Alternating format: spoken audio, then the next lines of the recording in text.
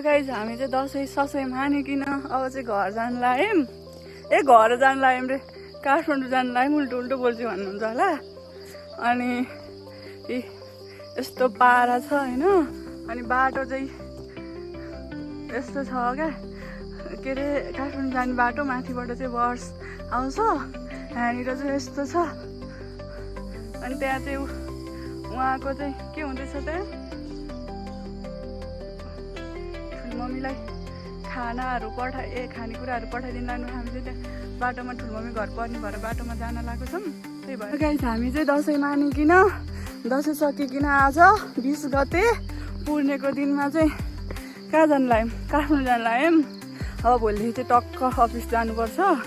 त्यही अफिस छ भन्ने बाहनाले चाहिँ हामी चाहिँ यहाँ काठमाडौँ जान चाहिँ पाइएको छ। जे भए पनि रमाइलो छ जिन्दगी।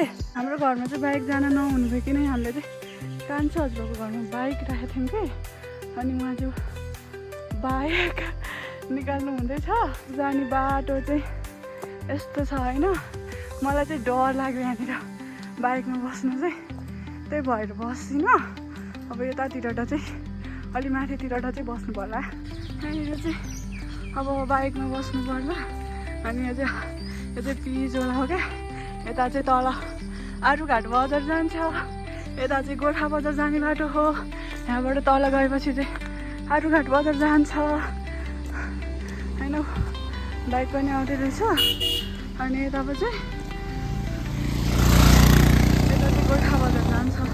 अब यहाँबाट चाहिँ बाइकमा बस्नु पर्ला। अनि यो चाहिँ मेरो कर्म घर कर्म स्थानको के को भन्छ नि, त्यसको त्यो गाउँहरू क्या। यहाँ चाहिँ जहिले लाग्दो रहेछ क्या हुस्सु, जति बेला पनि हुस्सु लाग्छ अरे क्या। बिहानमा चाहिँ 9-10 बजेपछि मात्रै खुल्छ अरे। यस्तो छ यो कर्मस्थानमा।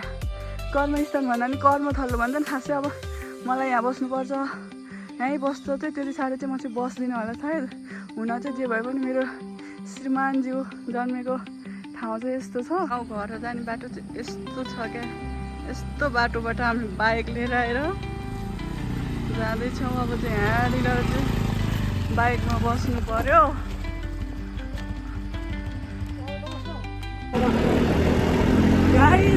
बाटोले चाहिँ हामीलाई दुःख दिन्छ जस्तो छ आज चाहिँ। त्यही पनि हामी चाहिँ जान लाग्छौँ। यस्तो छ क्या। यो चाहिँ के ठाउँ रे, यो भीमसेन थापा गाउँपालिका वडा नम्बर 3 को भ्यू चाहिँ यस्तो